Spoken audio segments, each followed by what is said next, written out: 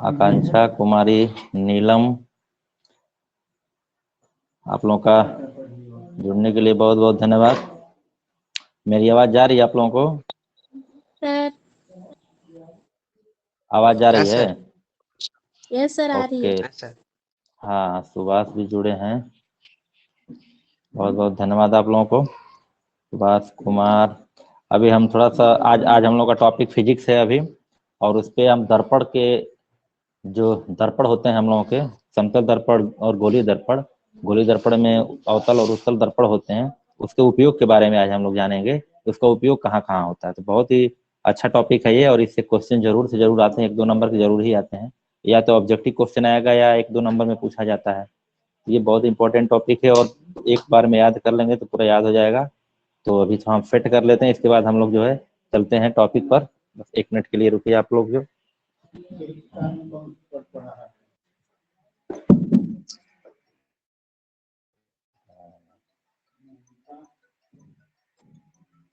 तो अभी ना, अब कुछ देर बात कर, अभी क्लास लग जाता।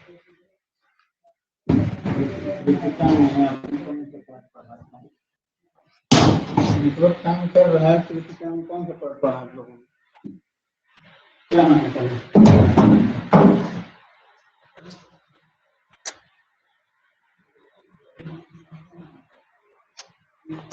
ये पेज दिख रहा है आप लोगों को? Yes sir. ओके। तो आज जो है, आज दिनांक 19 जुलाई है 2021, और सोमवार का दिन है, मंडे है आज। और आज भौतिक विज्ञान में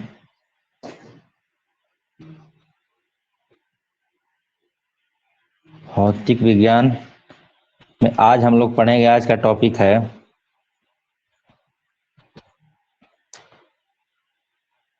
समतल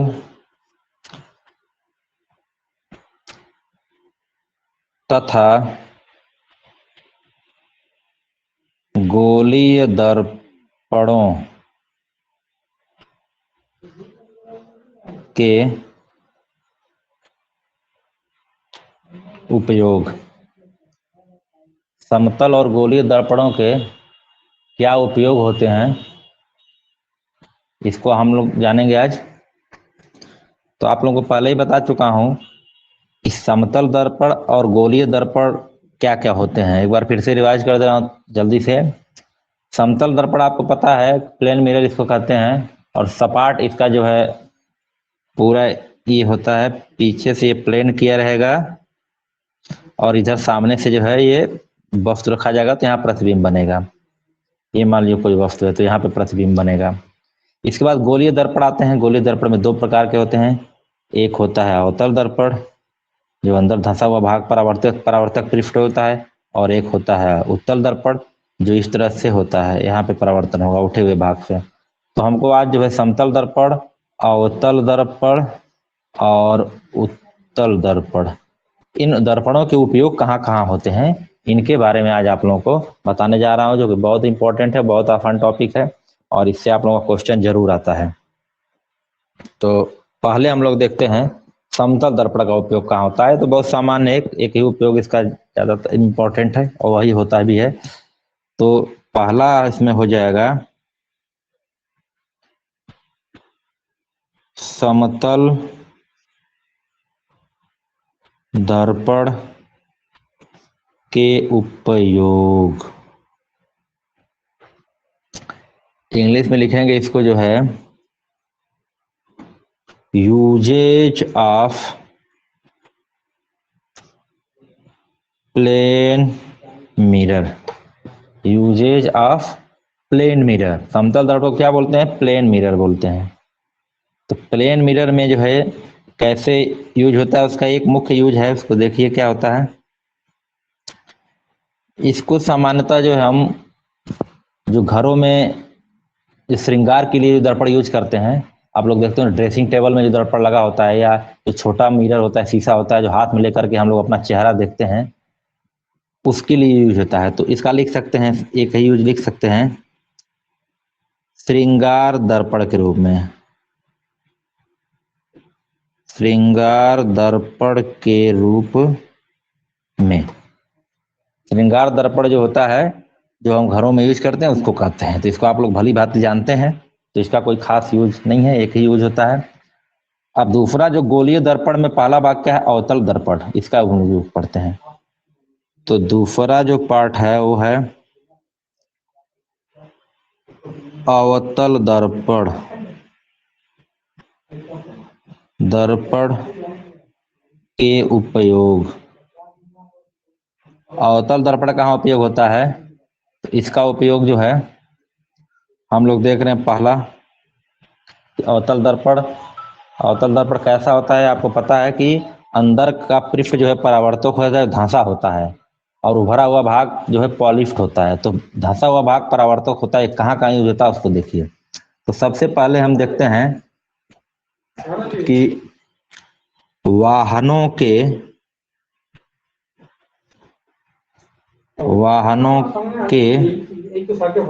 अग्र दीपों में, अगर दीपों क्या कहते हैं इंग्लिश में बोल देते हैं, समझ जाएगा आप लोग। हेडलाइट। हेडलाइट जो सबसे बड़ी वाली लाइट होती है किसी भी मोटरसाइकिल में या कार में, जो कार में तो दो होता है और मोटरसाइकिल में क्या होता है कि एक बड़ी लाइट होती है। तो वो जो बड़ी लाइट होती है उसको हेडलाइट कहते हैं। तो उसमें जो देखते हैं आप उसको कि बाहर जो है उभरा हुआ रहता है, लेकिन जो अंदर से धंसा हुआ भाग होता है, जो धंसा हुआ भाग होता है वही परावर्तक पृष्ठ होता है। तो वहां पे क्या होता है, हेडलाइट में अवतल दर्पण का उपयोग होता है। दूसरा इसका उपयोग लिख दीजिए,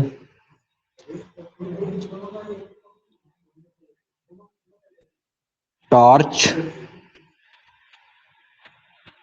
तथा सर्च लाइट। टॉर्च तथा सर्च लाइट में, जो घरों में हम टॉर्च रखते हैं या जो सर्च लाइट रखते हैं, उसमें भी जो है हेडलाइट की तरह ही अवतल दर्पण का उपयोग होता है। तो ये अगर प्रश्न अगर आएगा आप लोगों को कि टॉर्च में या सर्च लाइट में किस दर्पण का उपयोग होता है, तो आप लोग बताएंगे कि अवतल दर्पण का उपयोग होता है। अवतल दर्पण करता क्या है, इसको तीसरा लिखिए।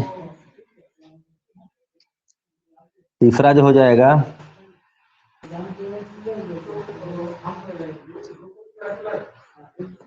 सेविंग।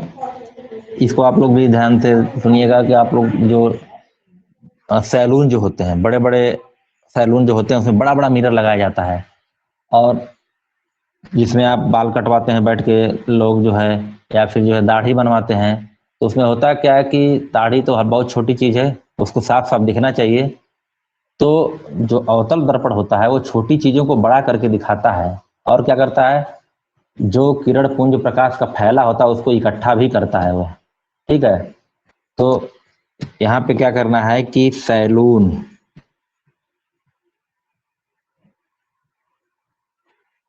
में प्रयुक्त दर्पण, या इसी को लिख सकते हैं दाढ़ी बनाने में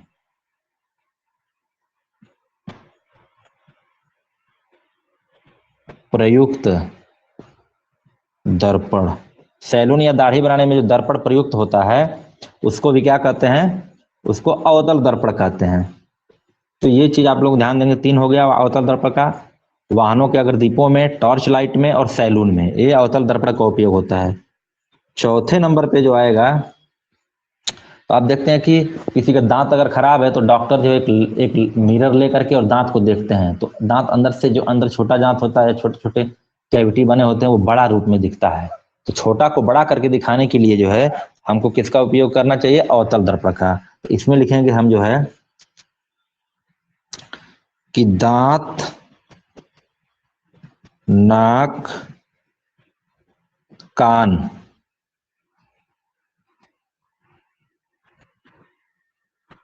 के डॉक्टर द्वारा प्रयुक्त दर्पण। जहां भी छोटी चीजों को देखना है, जैसे हमारे मुंह में या गले में देखना है, या फिर जो है नाक में कुछ ऐसा है जिसको अंदर तक देखना है, तो सामान्यतः जो बाहर से देखने के लिए जो पहली बार प्रयुक्त करते हैं डॉक्टर, वो अवतल दर्पण होता है। या दांत, नाक, कान जो भी आएगा तो वहां पे आप लोग जो अवतल दर्पण जो है इसको ट्रिक करेंगे। 1 नंबर में आएगा तो अवतल दर्पण इसका उत्तर रहेगा। और 5वां हो गया सौर भट्टियों में। देखिए क्या होता है, सौर भट्टियों, उसको सोलर फर्नेस बोलते हैं, इंग्लिश में कहते हैं सोलर फर्नेसेस, FURNECES। फर्नेसेस का मतलब भट्टी होता है। सोलर फर्नेसेस में देखिए, सोलर फर्नेसेस में होता क्या है कि यहाँ पे आप लोगों को बता दे रहे हैं, ये अगर ऐसे दर्पण लगा दिया जाएगा तो सनलाइट को क्या करेगा, ये दर्पण जो है पूरा इकट्ठा करेगा, और इकट्ठा करके और यहाँ पे इसको एक जगह जो है लाइट को पूरा भेजेगा। तो सौर दर्पण में जो है पूरे लाइट को एग्रीगेट करके एक जगह भेजेगा, इसलिए इकट्ठा लाइट हमको ज्यादा मिलेगी, तो वहाँ पे ऊर्जा इकट्ठा हो जाएगा और कोई भी हम जो है एनर्जी वाला कार्य कर सकते हैं सौर भट्टी में। तो सौर भट्टी में किसका यूज करते हैं, अवतल दर्पण का उपयोग जो है करते हैं, क्योंकि वह क्या करता है, प्रकाश को केंद्रित कर लेता है। ये देखिए प्रकाश यहाँ केंद्रित हुआ, ऐसे हुआ, ऐसे हुआ, सभी जगह प्रकाश जो है केंद्रित होता है। सौर भट्टियों में 5वें नंबर पे है, किसका उपयोग करते हैं, अवतल दर्पण का उपयोग करते हैं। तो देखिए कितने तरह के हो गए। पहले हम सौर दर्पण का उपयोग जान गए, श्रृंगार दर्पण में करते हैं, और अवतल दर्पण को कहाँ कहाँ करते हैं, वाहनों के अग्रदीपों में करते हैं, हेडलाइट में, टॉर्च तथा सर्च लाइट में करते हैं, सैलून या दाढ़ी बनाने में प्रयुक्त कांच में करते हैं, दांत, नाक, कान के डॉक्टर द्वारा अवतल दर्पण उपयोग होता है।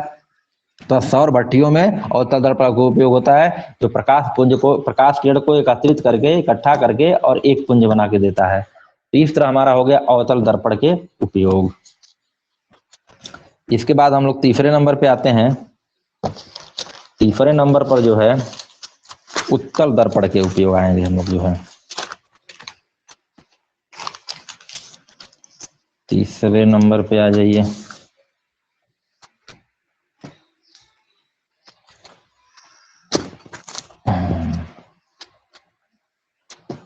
अब यहां पे आ जाएगा तीसरा,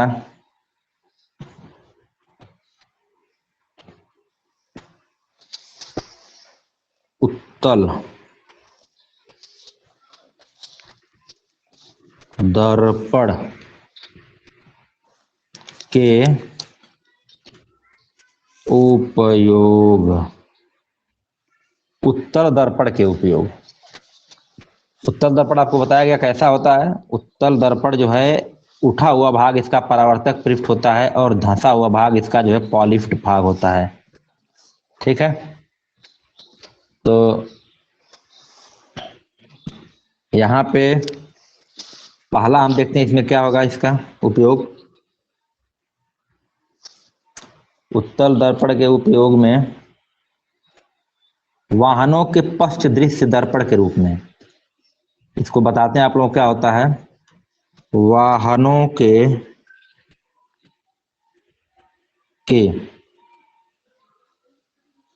पश्च दृश्य, इसको इंग्लिश में कहते हैं विंग। किनारे पे लगा होता है, जैसे पंख लगा होता है ना, उसी तरह किनारे लगा होता है, ड्राइवर के बगल में जो लगा होता है, जिसमें ड्राइवर पीछे की तरफ देखता है कि कौन सी गाड़ी आ रही है। वाहनों के पश्च दृश्य दर्पणों के रूप में।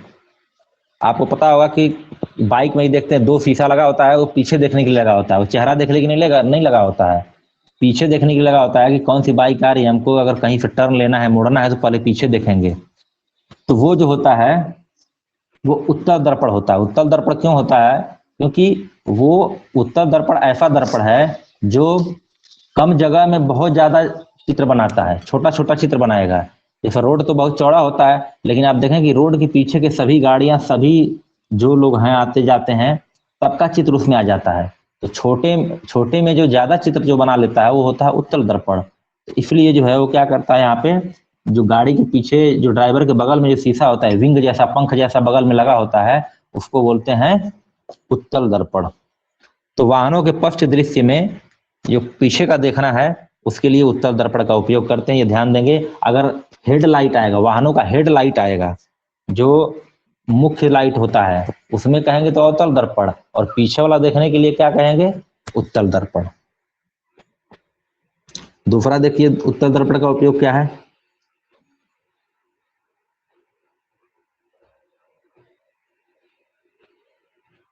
अगर प्रश्न ये पूछा जाएगा कि अब वाहनों में जो पीछे के लगे होते विंग मिरर होता है, जो पीछे देखने के लिए उपयोग होते हैं, उसका हम उसमें उत्तल दर्पण ही क्यों उपयोग करते हैं। तो उत्तल दर्पण इसलिए उपयोग करते हैं क्योंकि रूप में यहाँ पे लिख देते हैं क्योंकि ये प्रश्न आता है क्यों ऐसा करते हैं। देखिए, क्योंकि उत्तल दर्पण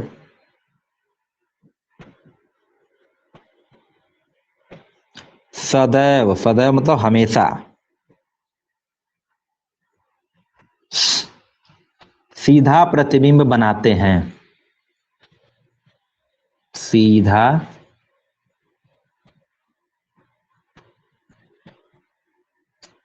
प्रतिबिंब बनाते, मतलब जो भी पीछे का वस्तु रहेगा या कुछ भी रहेगा वो सीधा हमको दिखेगा, उल्टा नहीं दिखेगा, जिससे हमको समझने में आसानी रहेगी कि कार आ रहा है कि ट्रक आ रहा है, क्या आ रहा है, उसको हमको प्रॉब्लम नहीं होगी देखने में। जो है बनाते हैं, सदैव क्या कराते हैं, सीधा प्रतिबिंब बनाते हैं।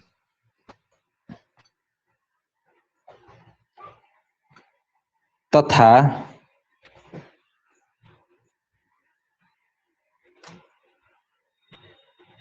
कम स्थान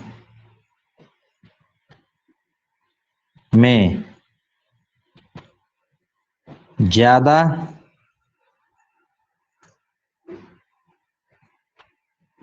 दृष्टि क्षेत्र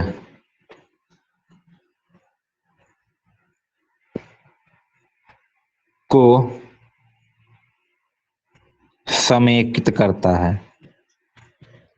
मतलब पीछे जितना भी क्षेत्र रहेगा सबको दिखा देगा, छोटा सा ही मिरर होता है, बगल में लगा होता है, बहुत बड़ा नहीं होता है, तो वो पूरी तरह से दिखा देता है, जिससे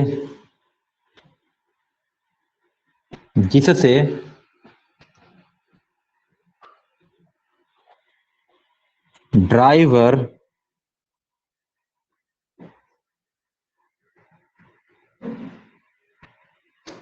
सुरक्षित रूप से अपने पीछे के वाहनों को देख सकें।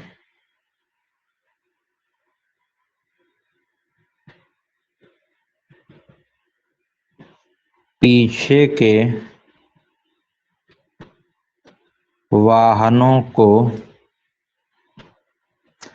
देख सकें, तो ये इसका उत्तर हो जाएगा। उत्तर दर्पण से सीधा प्रतिबिंब बनाते हैं तथा कम स्थान में ज्यादा दृष्टि क्षेत्र को समेकित करता है, जिससे ड्राइवर सुरक्षित रूप से अपने पीछे के वाहनों को देख सकें। ये ड्राइवर को आसान रहती है, आसानी से पीछे देख लेगा, मुड़ना रहेगा तो हम जहां मुड़ लगे, पीछे घूम के देखना नहीं पड़ेगा। और पीछे घूम के देखने में प्रॉब्लम क्या होती है कि आगे कौन आ रहा है, अचानक कोई आ जाएगा तो उसमें जो है एक्सीडेंट हो सकता है, ये फायदा होता है यहाँ पे। तो इस तरह से जो है ये उत्तल दर्पण और अवतल दर्पण और समतल दर्पण के उपयोग जो है वो समाप्त हुए। एक बार फिर से बता दे रहे हैं आप लोगों को क्या क्या इसमें बताया गया है। यहाँ पे आपको बताया गया है, देखिए पहले हम आ जाते हैं पीछे समतल दर्पण के उपयोग में आ जाते हैं, यूजेज ऑफ प्लेन मिरर। तो प्लेन मिरर में जो है क्या होता है, श्रृंगार दर्पण के रूप में प्लेन मिरर का उपयोग होता है, ठीक है। उसके बाद अवतल दर्पण में आ जाते हैं, कॉन्वेक्स मिरर पे आ जाते हैं, वाहनों के अग्रदीपों में, हेडलाइट में उपयोग होता है, टॉर्च लाइट या सर्च लाइट में उपयोग होता है, सैलून में या दाढ़ी बनाने में जो दर्पण प्रयुक्त होता है उसमें अवतल दर्पण प्रयुक्त होता है, दांत नाक कान के डॉक्टर द्वारा प्रयुक्त किया जाता है अवतल दर्पण, सौर भट्टियों में अवतल दर्पण प्रयुक्त होता है। ये हो गया आपका। और उत्तल दर्पण का मुख्य उपयोग है जो है मेन ही एक ही है इसका भी, यह जो है वाहनों के विंग लाइट में जो बगल में ड्राइवर के बगल में लाइट लगा रहता है, जो पीछे देखने में प्रयुक्त होता है, वहां पे उत्तल दर्पण का उपयोग जो है करते हैं। ये हो गया इनका उपयोग। अब कुछ प्रश्न दिए गए हैं, उसके बारे में आपको बता देते हैं। तो देखिए, एक प्रश्न दिया गया है, अभ्यास प्रश्न है, इसको आप लोग देखिए। प्रश्न पहला क्या है, अवतल दर्पण के मुख्य फोकस की परिभाषा लिखिए। अवतल दर्पण दर्पण के मुख्य फोकस की परिभाषा लिखिए। ये परिभाषा में पीछे लिखवाया भी हूं और आपको एक बार फिर बता दे रहा हूं कि मुख्य फोकस होता क्या है, किसके किसके बीच में होता है, तो आप समझ जाएंगे क्या होता है। अवतल दर्पण का यहाँ पूछा है, तो देखिए पहले हम क्या करेंगे, मुख्य फोकस को जानने के लिए एक अवतल दर्पण बना लिए। ये पॉलिश वाला भाग पीछे रहेगा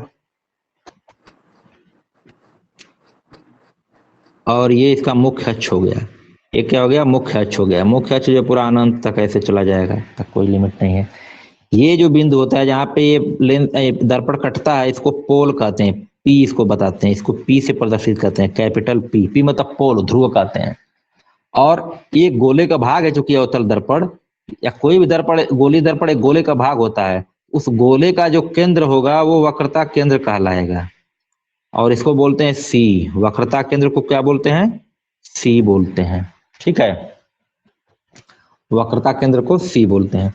अब आपको ये बताया गया है कि जब मुख्य अक्ष के समानांतर कोई वस्तु रखी जाती है, तो ये बिंब हो गया। बिंब मतलब वस्तु होता है, आपको पीछे बताया गया है। बिंब, बिंब को ही क्या कहते हैं, वस्तु कहते हैं। तो मुख्य अक्ष के समानांतर अगर कोई बिंब रखा गया है, तो ये जब मुख्य अक्ष के समानांतर चलेगी यहाँ पे, तो परावर्तित होने के बाद ये मुख्य फोकस से गुजरे, एक निश्चित बिंदु से गुजरेगी ये, तो इसको बोलते हैं कैपिटल एफ मुख्य फोकस। मतलब कि मुख्य अक्ष के समानांतर कोई वस्तु अगर सीधे जा रही है और परावर्तित होने के बाद अवतल दर्पण से वो एक निश्चित बिंदु से ही गुजरेगी, कहीं से अगर भी चले। जैसे देखिए, अगर ये यहाँ से भी वस्तु चली, अगर यहाँ से ये जा रही है, तो भी परावर्तित होने के बाद क्या होगी, यहाँ से गुजरेगी। तो ये जो परावर्तन के बाद जो एक बिंदु से गुजर रही है किरण, इसी को बोलते हैं मुख्य फोकस, कैपिटल एफ कहते हैं। मुख्य फोकस कैपिटल एफ कहते हैं। ये हो गया मुख्य फोकस। इसके बाद देखिए जो है एक प्रश्न आ रहा है, दूसरा प्रश्न, एक गोलीय दर्पण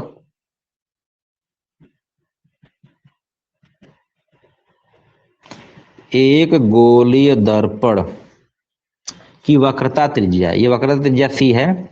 एक गोलीय दर्पण की वक्रता त्रिज्या सी जो होता है, वक्रता त्रिज्या कैपिटल सी से प्रदर्शित करते हैं, 20 सेंटीमीटर है। 20 सेंटीमीटर है, तो इसकी फोकस दूरी क्या होगी,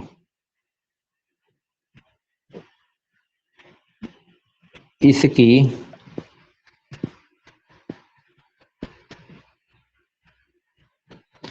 फोकस दूरी ज्ञात कीजिए। इसकी फोकस दूरी ज्ञात कीजिए। तो अब इसके लिए आप लोगों को याद होगा, पीछे मैं सूत्र बताया था कि वक्रता त्रिज्या और फोकस दूरी में क्या संबंध है। फोकस दूरी देखिए होता क्या है, मुख्य फोकस और ध्रुव के बीच की दूरी को फोकस दूरी कहते हैं, स्मॉल एफ कहते हैं। इसको याद रखेंगे। फोकस दूरी की अगर परिभाषा आ जाएगी कि मुख्य फोकस और ध्रुव के बीच की दूरी को फोकस दूरी कहते हैं, और ये फोकस दूरी जो होता है वक्रता त्रिज्या का डबल होता है, आधा होता है। फोकस दूरी जो है वक्रता त्रिज्या की आधा होती है, ये आपको ऐसे याद रहना चाहिए। तो सिंपल सा फार्मूला है कि हमको फोकस दूरी निकालना है, तो वक्रता त्रिज्या और फोकस दूरी में संबंध क्या होता है उसका सूत्र लिखेंगे। तो ये संबंध है वक्रता त्रिज्या बराबर, वक्रता त्रिज्या को सी से प्रदर्शित करते हैं, 2 गुणे फोकस दूरी। मतलब फोकस दूरी का दोगुना क्या कहलाता है? वक्रता त्रिज्या कहता है। ये फोकस दूरी हो गई इतनी और इसी का डबल हो गया ये, तो फोकस दूरी दो बार अगर लगे तो एक वक्रता त्रिज्या बनेगी। अब यहां से हमको निकालना है फोकस दूरी, स्मॉल एफ बराबर कर देंगे तो क्या हो जाएगा? वक्रता त्रिज्या c/2 हो जाएगा। अब यहाँ पे देखिए फार्मूले में क्या है, वक्रता त्रिज्या हमको है 20 सेंटीमीटर और यहाँ पे है 2 सेंटीमीटर, तो ये क्या हो जाएगा? 10 सेंटीमीटर हो जाएगा इसका उत्तर। ठीक है, फोकस दूरी क्या हो जाएगी इस गोलीय दर्पण की? 10 सेंटीमीटर हो जाएगी। अगला प्रश्न देखिए,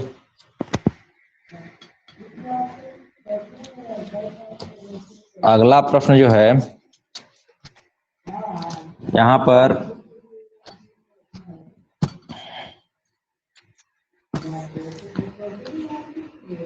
अगला प्रश्न है उफ दर्पण का नाम बताइए। तीसरा प्रश्न है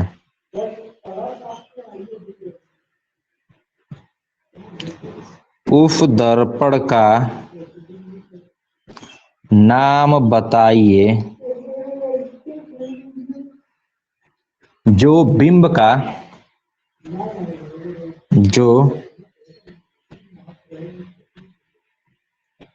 बिंब मतलब वस्तु होता है, इसका एक और नाम है वस्तु। ध्यान देंगे, बिंब को ही वस्तु कहते हैं। बिंब का सीधा तथा आवर्धित प्रतिबिंब बना सके। आवर्धित का मतलब क्या हो गया? बड़ा। प्रतिबिंब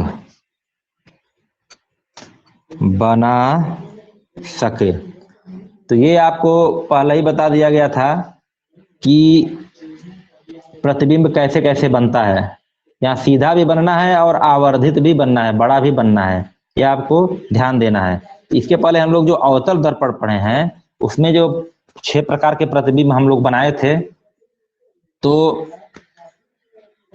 उसमें 5 प्रकार के जो प्रतिबिंब बने थे वो उल्टा बना था और 1 प्रकार का सीधा बना था। तो आपको इतना ध्यान देना चाहिए कि जो प्रतिबिंब सीधा होता है, ठीक है, वो हमेशा वास्तविक होता है। नहीं, जो उल्टा होता है वो वास्तविक होता है और जो सीधा होता है वो हमेशा आभासी होता है। तो आभासी प्रतिबिंब कहाँ बनता है? दर्पण के पीछे बनता है, ये भी आप लोगों को बताया गया है। आभासी प्रतिबिंब दर्पण के पीछे बनता है। तो इसमें हम लोग जो एक बताए थे, इसका उत्तर हो जाएगा, इसका उत्तर क्या हो जाएगा कि अवतल दर्पण। उस दर्पण का नाम बताइए जो बिंब का सीधा तथा आवर्धित प्रतिबिंब बनाएगा, वह रहेगा अवतल दर्पण। ठीक है, सीधा रहेगा, आभासी रहेगा और बड़ा प्रतिबिंब रहेगा, विवर्धित रहेगा। और बनेगा कहाँ? ये दर्पण के पीछे, तो इसका पीछे मैं बता चुका हूं, तो वहां से आप लोग इसको देख लेंगे। इसका प्रतिबिंब कैसे बनता है एक बार देखिए, बता दे रहे हैं आपको। ये हो गया आपका अवतल दर्पण, ये हो गया मुख्य अक्ष, ये। अब देखो, अगर यहाँ पे अगर जो है वस्तु कहाँ रखा जाएगा? मुख्य फोकस और पोल के बीच में यहाँ रखी जाएगी वस्तु। तो यहाँ अगर वस्तु रखी जाएगी तो प्रतिबिंब जो होगा ये यहाँ से जाएगा, ये और ये इधर आ गया परावर्तित होकर के, तो ये इसके लाइन में चला जाएगा और यहां से इसका जो प्रतिबिंब बनेगा यहाँ बनेगा। ये कटता हुआ प्रतीत होगा, कटेगा नहीं, कटता हुआ प्रतीत होगा बीच, तो ये आभासी प्रतिबिंब है। तो ये बड़ा प्रतिबिंब बना, वस्तु इतना छोटा है और प्रतिबिंब इतना बड़ा है, इस तरह से इसका प्रतिबिंब बनता है, इसको पीछे बताया गया है। अगला प्रश्न है, देखिए चौथा प्रश्न है, हम वाहनों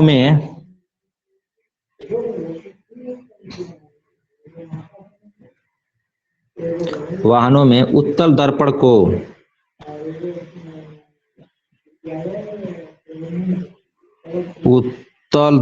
को पश्च दृश्य दर्पण के रूप में,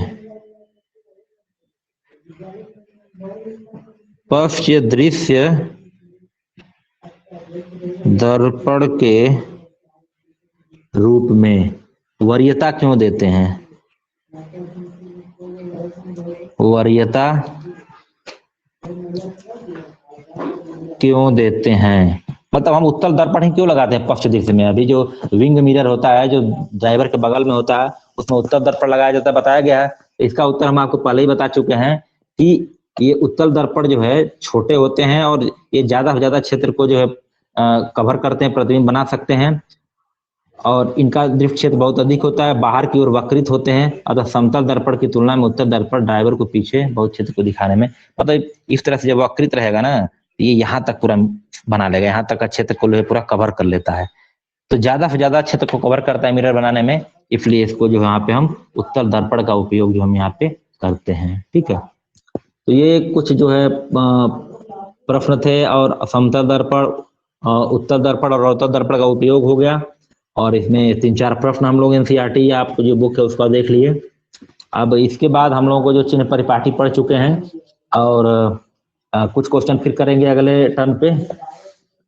अभी आज तो टाइम जो है लगभग हो चुका है, 35 हो गया है, तो आज का क्लास जो है आप लोगों के लिए यहीं तक रहेगा। इसके बाद ठीक इसके बाद हम जो रसायन विज्ञान की क्लास जो ज्वाइन करेंगे 9:50 से 9:50 से 10 मिनट के लिए आप लोगों को नाश्ता या पानी पीने के लिए, चाय पीने के लिए आपको टाइम दिया जाएगा और उसके बाद 9:50 से जुड़िएगा तो रसायन विज्ञान का जो पहला चैप्टर समाप्त हो चुका है उसके क्वेश्चन को कराऊंगा। रसायन विज्ञान का जो पहला चैप्टर पूरी तरह से खत्म हो चुका है, रासायनिक समीकरण और रासायनिक अभिक्रियाएं, उसके जो प्रश्नावली हैं, जो प्रश्न हैं, उन प्रश्नों को आज हल किया जाएगा, तो आप लोग जुड़िएगा जरूर। तब तक के लिए 9:50 तक के लिए आप लोगों को बहुत बहुत धन्यवाद और कुछ समय बाद आप लोग जुड़िएगा नेक्स्ट क्लास में। ओके, जुड़िएगा। ठीक है, थैंक यू। अभी 10 मिनट बाद जुड़ना है, ठीक है। Okay okay sir. Hello. Yes sir. हाँ हाँ बोलो। इसी ग्रुप में जुड़ना है सर? हाँ इसी में, अभी मैं चालू करूंगा 10 मिनट बाद 9:50 पर। इसी लिंक पर सर? इसी लिंक पर सब कुछ वही रहेगा। ठीक है sir. Okay okay. 10:50 minute sir? अच्छा 10 मिनट बाद। ठीक सर, ठीक है सर, ठीक है। Okay okay. 9:50